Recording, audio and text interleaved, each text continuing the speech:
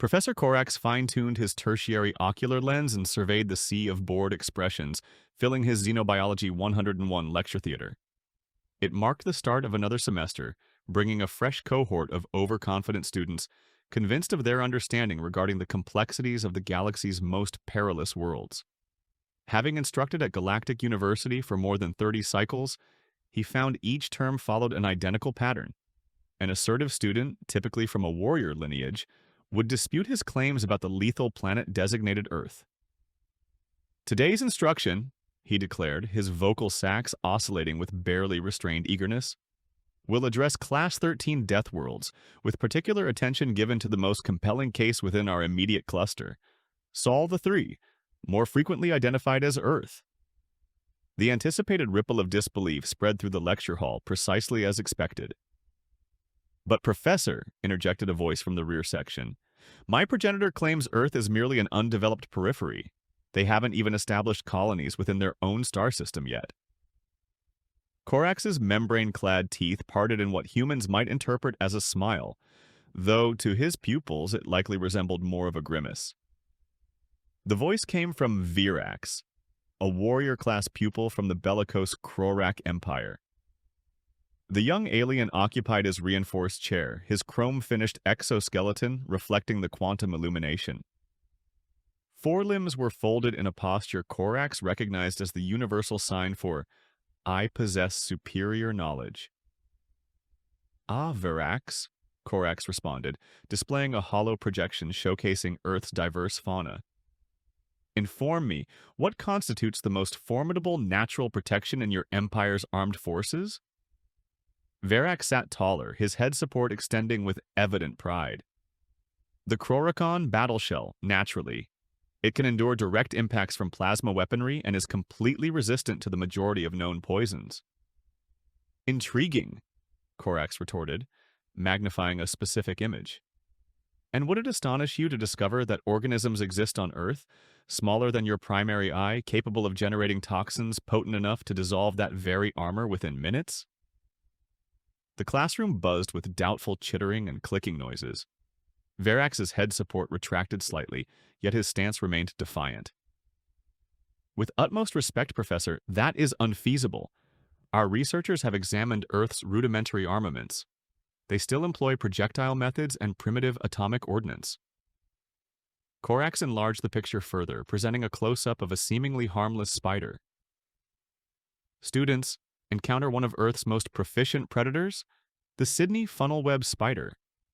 And before you disregard it, consider this. Earth developed under circumstances deemed apocalyptic on most planets. Its gravity is intense, its atmosphere is caustic, and its biosphere is entangled in a perpetual chemical conflict that has yielded some of the most powerful organic substances in charted space." He observed several students cautiously enabling their personal shield devices merely from viewing the image. Good, at least a portion of them were cultivating suitable prudence. "But sir," Virax persisted, his tone carrying that unique quality reserved for those believing they are about to secure a point, "if Earth poses such danger, why is it not under quarantine? Why do we even permit exchange students from that location?" As if prompted, the classroom entryway slid open with a quiet hiss. A human entered holding what seemed to be a warm beverage in a receptacle labeled coffee. "Yes, it's my fourth today. No, I do not have an issue." "Ah, speaking of Earth students," Korax stated, his delivery filled with dramatic effect. "Everyone, please extend a welcome to Max Thompson, who will be aiding us this semester with our practical exercises." The human offered a nonchalant wave, apparently unaware of how several students recoiled from the motion. Korax couldn't fault them. The view of those 5-digit hands with their formidable gripping power was sufficient to unsettle anyone. "Now then," Korax proceeded, his teaching membrane vibrating with expectation, "who is prepared to discover why Earth's biology department resides in a fortified bunker, situated 5 levels beneath the surface?" Virax's secondary hearts pulsed with resentment. He refused to allow some glorified information handler to inform him, a descendant of the formidable Krorak Empire, that he ought to fear a planet inhabited by soft bipeds and their even softer fauna. Rising to his complete 3-meter stature, his exoskeleton plates clicking with the movement, he issued his challenge. Professor Corax, I formally contest your designation of Earth as a Class 13 Death World. In accordance with Article 7 of the Galactic University Charter, I request tangible evidence supporting your assertions. The professor's third eye glinted in a manner that should have triggered alarms in Virax's threat evaluation centers. An interesting proposition, Student Virax. And how do you propose we furnish this tangible evidence? A field excursion, Virax proclaimed, his head support now fully raised in a challenging posture. To this allegedly perilous Earth site you spoke of. The Australian outback, was that it? A collective gasp echoed through the classroom. Even the floating gas cloud students contracted slightly in astonishment. The human, Max, who had been sipping their coffee-like liquid, actually expelled it across 3 workstations. Hold on, Max interjected, wiping coffee from their face. You intend to organize a field trip to Australia? Have you all entirely lost your senses? Professor Corax raised all 3 of his limbs in a placating motion. Now, Max, as an accredited arachnologist, surely you recognize the educational merit of such a venture? Max's eyes widened. I'm sorry, did you just refer to me as a what now? An arachnologist, Corax continued seamlessly. It is stated right here in your exchange student documentation. How providential that we will have a specialist in Earth's most intriguing organisms to accompany us. There appears to be a minor misunderstanding, Max started, but Virax interrupted them. Then it is decided. I shall demonstrate that my Croricon battle shell can endure anything your pathetic Earth creatures can muster. When do we set out? Corax's membrane-covered teeth stretched into that disquieting smile once more. University protocols necessitate a minimum of 3 solar cycles for field trip arrangements.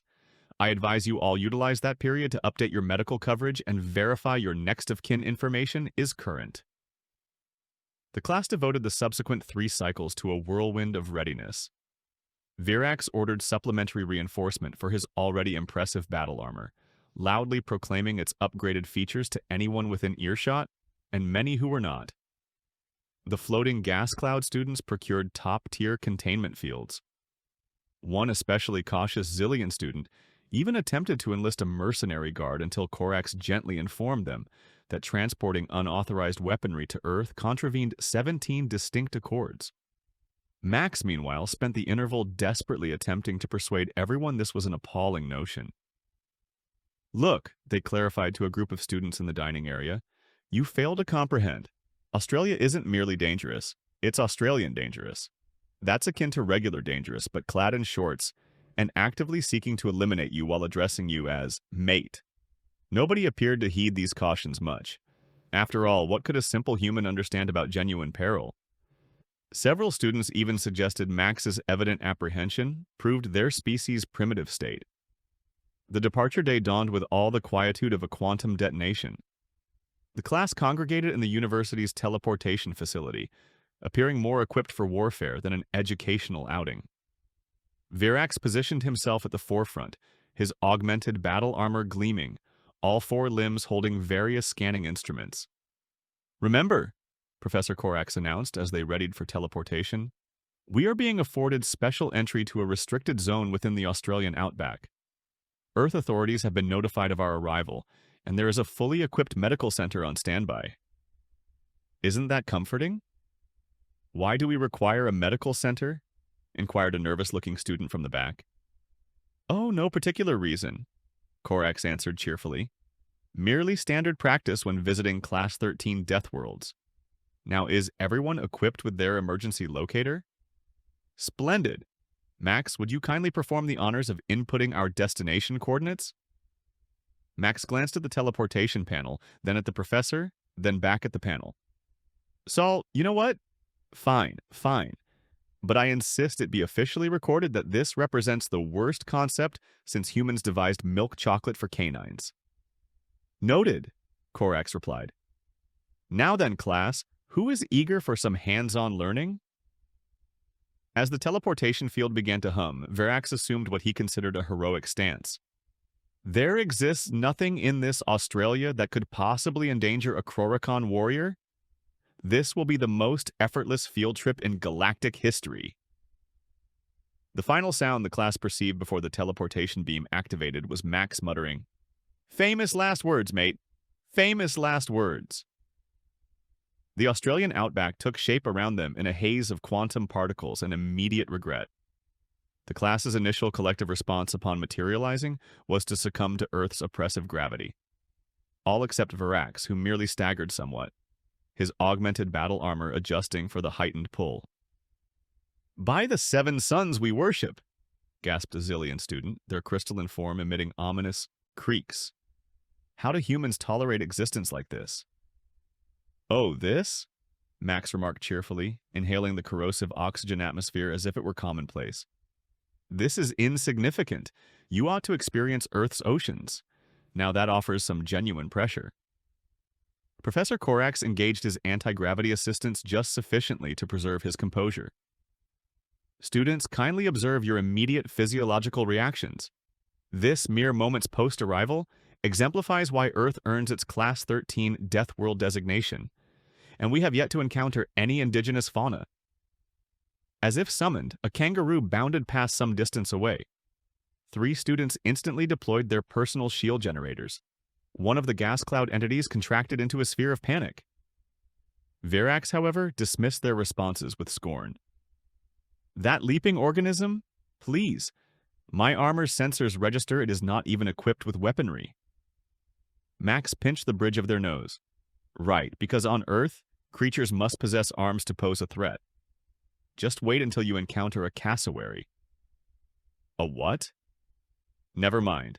Let us simply concentrate on locating your spider and concluding this." The class dispersed across the allocated search zone, their assorted scanning instruments humming and emitting signals in the scorching Australian heat. Virax paraded about as if he owned the territory, periodically activating his armor's cooling mechanisms when the ambient heat surpassed his tolerance level. "This is what you term harsh conditions," he bragged, all 4 limbs indicating the surroundings. "My homeworld's typical temperature is double this." "Fascinating," Corax observed, documenting everything on his datapad. "And how many of your planet's native species actively produce neurotoxins?" "Well, none, but... And how many can cause death merely by making contact with your skin?"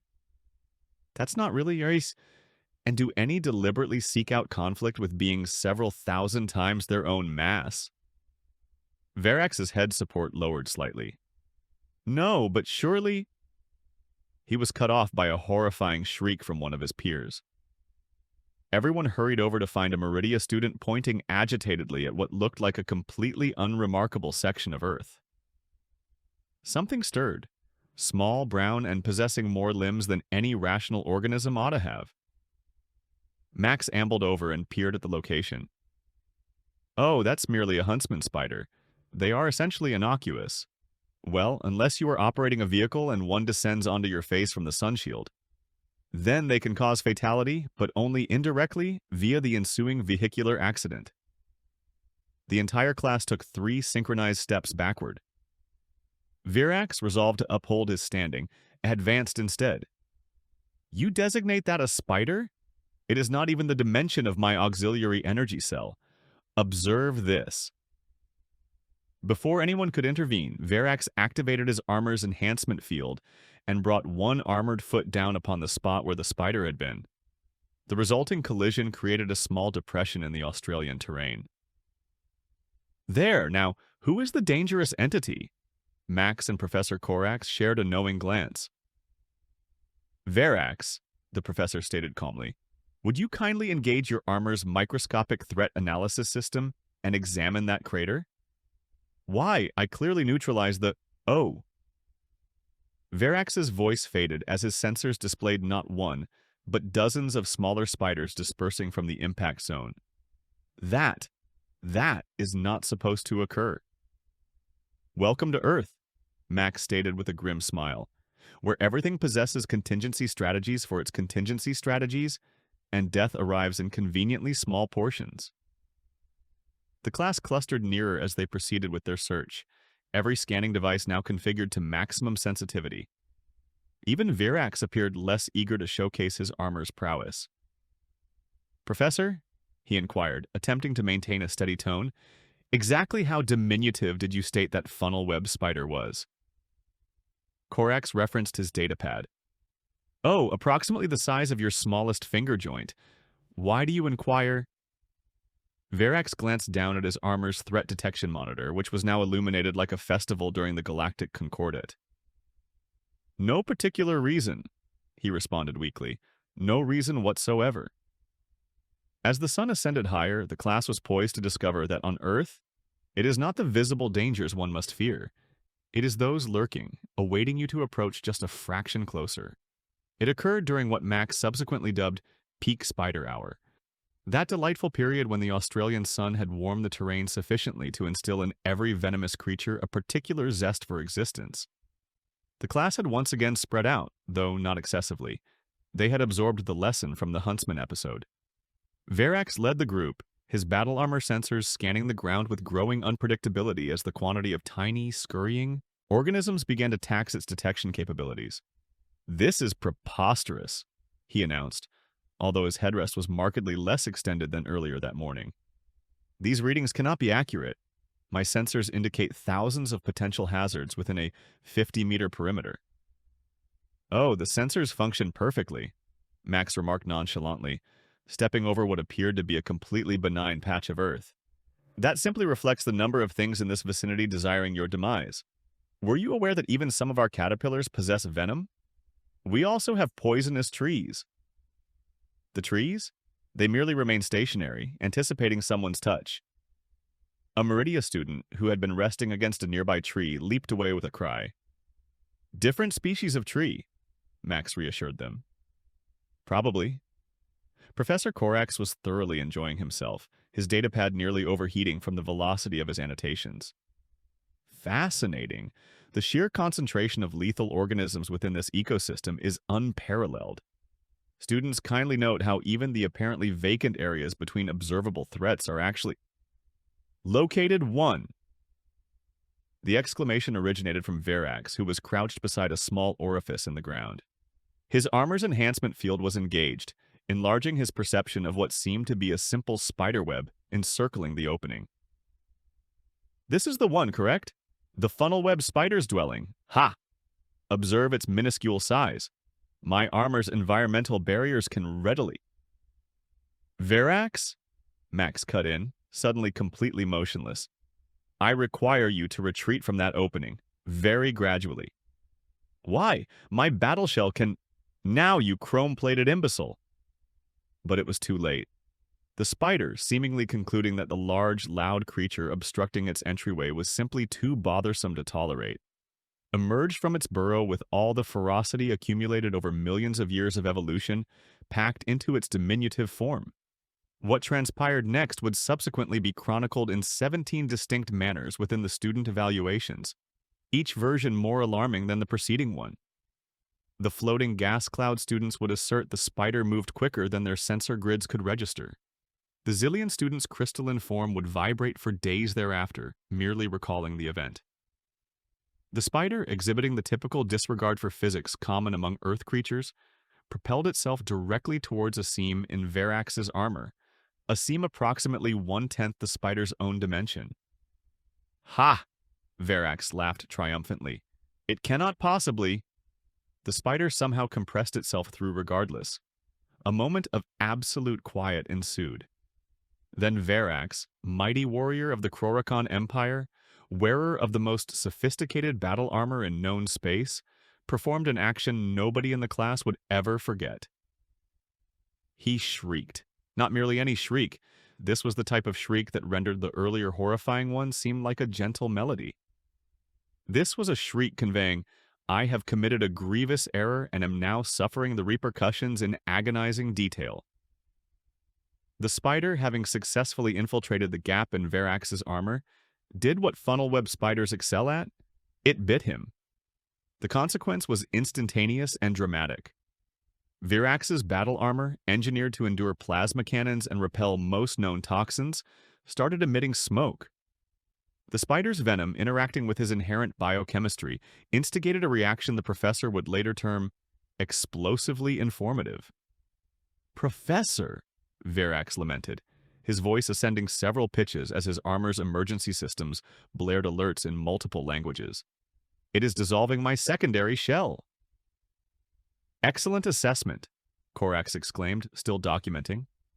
Students, please observe the rapidity with which Earth-derived neurotoxins can overwhelm even sophisticated defensive measures. The shifting hue of Verax's exoskeleton is particularly enlightening. Max, being the sole individual possessing both common sense and substantial experience with spider bites, was already triggering their emergency beacon. Medical unit to our location immediately, and inform them it is a funnel web bite. Yes, another instance. No, I am uncertain why they persist in permitting tourist entry either. As Verax collapsed into a convulsing mound of compromised armor and injured pride, the remainder of the class finally grasped why Earth held the Class 13 Death World designation. It wasn't attributable to any conspicuous dangers or overwhelming might. It was because on Earth, even the most minute creatures had devoted millions of years refining the skill of declaring, "Challenge me," to the universe at large, and prevailing. The Sydney Interspecies Emergency Medical Center had managed its quota of peculiar cases, yet even the seasoned personnel conceded that a Krorokon warrior being admitted urgently with a compromised battle shell and rapidly deteriorating exoskeleton represented a novel situation.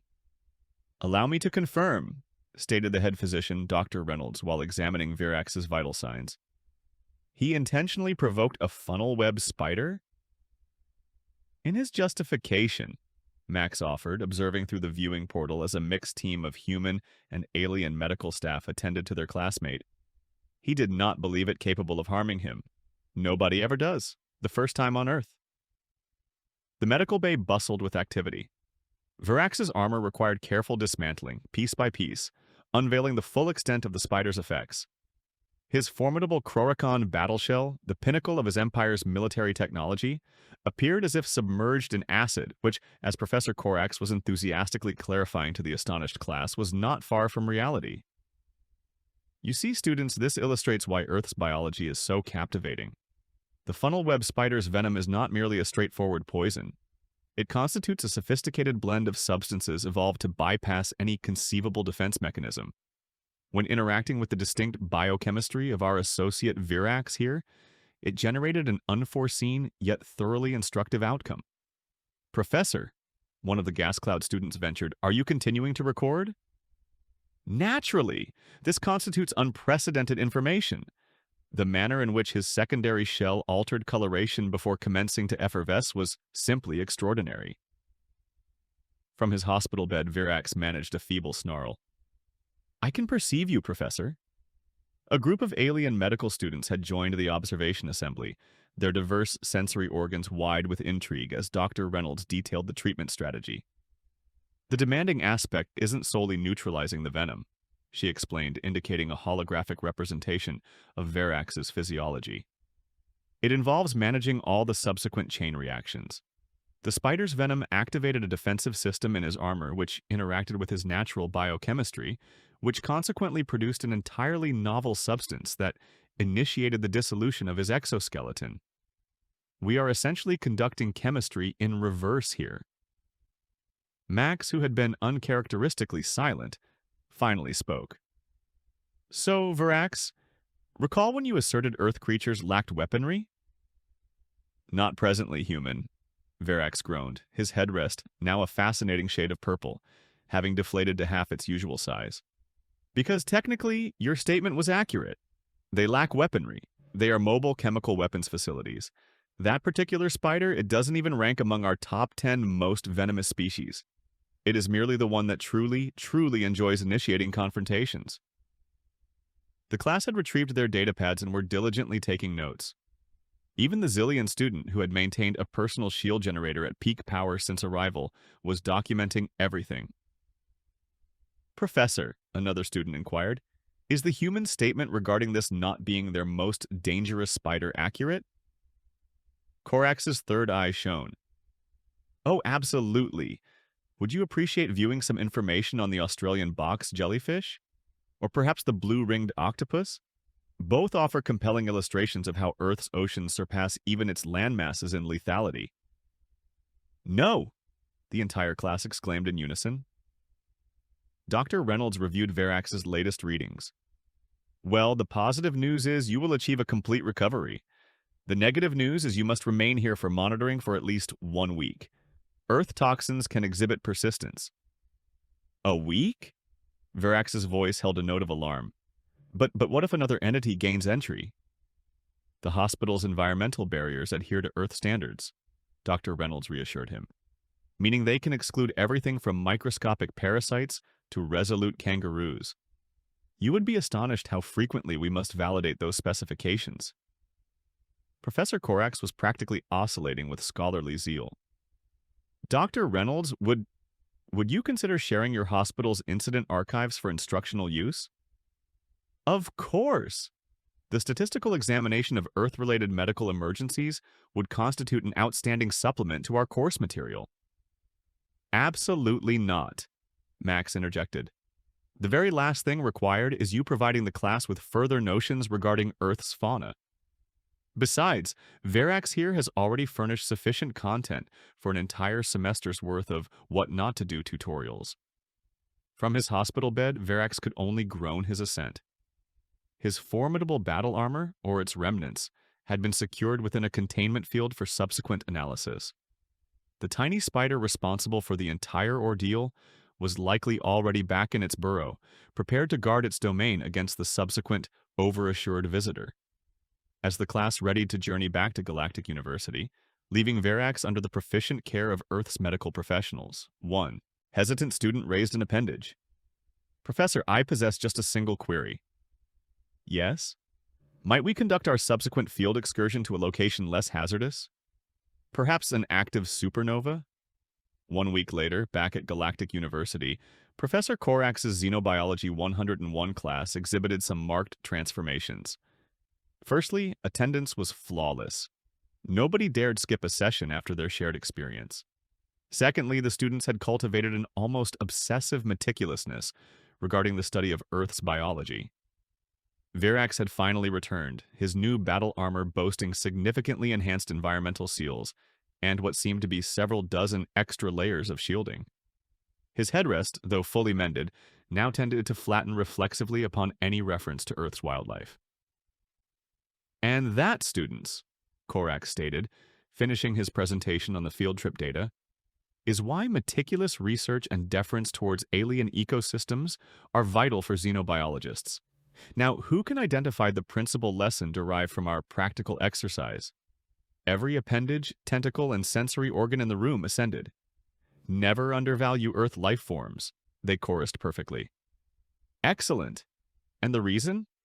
Because 4 billion years of evolutionary conflict means everything there attempts to eliminate everything else, they recited. And they are exceptionally proficient at it. Verax, having become a somewhat unwilling authority on Earth's medical facilities, raised one of his 4 limbs. Professor, I have undertaken some supplementary research. Were you aware their medical database contains treatment protocols for over 10,000 distinct types of venom and toxins? And that figure solely pertains to their indigenous species.